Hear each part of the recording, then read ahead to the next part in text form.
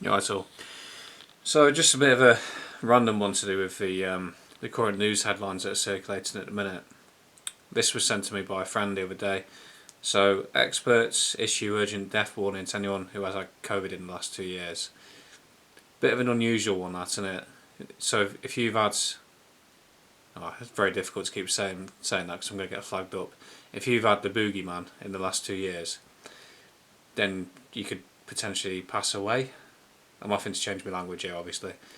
It's for the algorithm. Does that really make sense to anybody? Because surely, if you've taken the procedure to prevent you from getting the boogeyman, then you should be safe.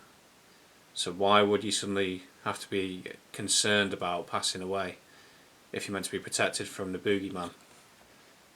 I'll just have a quick scroll down.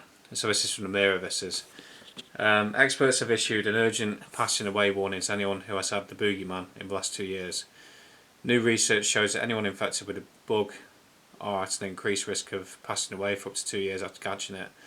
Most Brits have already had the boogeyman since the pandemic, with many being infected more than once.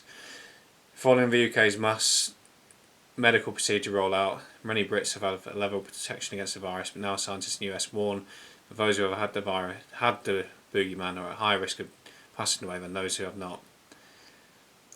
I could translate that to more those who have not taken the protection. So that last bit, scientists in the US warn that those who have had the boogeyman, or those who have had the protection, should we say, are at a higher risk of dying or passing away than those who have not taken the procedure, the remedy. That's what I translate that to. And to back my case up, I've got these headlines up here. So there's a lot circulating at the minute about this influencer, Larissa Borges, I think her name is, if that's how I pronounce it. And of course, the number 33.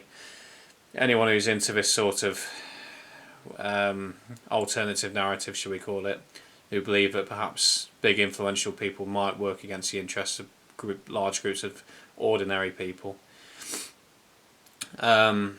know that the number 33 is extremely significant to them. Fair enough, it may just be that she was 33. However, you see that number all over the place. The highest degree in Freemasonry, for example, is 33. Jesus Christ died at 33. So it's a very significant number in the occult world. And also, you think the medical rollout began in December 2020. Well, if you think about it, 2 years, that's 24 months. Add 9 months, that's 33 months. So we're going in. I'm making this video at 20 past midnight on the 1st of September because I had a nap during the evening, so I'm awake now. But yeah, it's as of now, we're nearly 33 months into 33 months have passed since the first person had that medical procedure, and here we are now. So this lady, this influencer, whatever she was, has had 2 cardiac arrests. She's a Brazilian influencer, but yeah, 2 cardiac arrests. But also, you've just had the Harry Potter and Star Wars director, Jamie Christopher, dead at 52. I like the fact they use "heartbroken" as the reaction to the stars. So Jamie Christopher died from heart complications on Tuesday in Los Angeles. Fair enough, people have heart problems, but 33 and 52 is pretty young to be having heart problems. You could put it down to diet, but I don't know. This is a regular thing I'm seeing in the news headlines at the minute.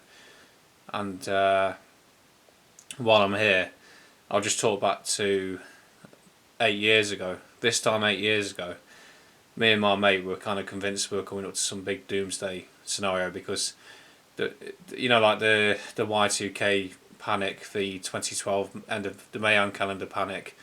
Well, at the time it was 2015, and there's a big panic going around about September the 23rd because apparently in all the movies there was like 9/23, and before 9/11 happened, people had gone around and found all these 9/11 things that had been left in the movies. With hindsight, it could have meant September 2023. Hopefully in a month's time, someone can come on here and say you're talking utter rubbish. but it's just a thought. September 2023. America's economy is dwindling. In the 2008 crash, the only thing that kept the world economy alive was the Chinese economy, which is also struggling. I'm only going off what economists are talking about in the alternative media. I'm not an economist for sure. It's way above my intellect, because that's how the system's designed. It's not designed for ordinary Joes. And also you've got the whole big thing with Russia and Ukraine on the go, and then also this, most importantly, with this headline that just come out a couple of days ago, about 2 years on, and also finally that movie Songbird that came out during the events of 2020, which talked about as Nigel Watson calls it, DIVOC. Obviously, if you change the words around, you'll get what I mean. It was about DIVOC 23, not DIVOC 19, where there was like a martial law declared. A real pandemic took place, not that daft one of 2020 where you actually saw people passing away in DIVOC 23. So not to be doom and gloom, because none of us know how this is going to play out, but it's just something to have in the back of your mind, so you're not kind of just expecting nothing to happen. Because who would have? I knew when 2020 rolled around that something was going to happen, because of the numerology. It was so obvious. 2020, that made more sense than like the year 2000. Throughout the whole of 2019, I kept reminding myself that was the last year of normality. So, and 2020 came around. So who knows? September 2023. We're 22 minutes into it. Nearly 23 minutes into it. So we'll see what happens. Watch your space and all that. And cheers for listening to me rambling, if you did.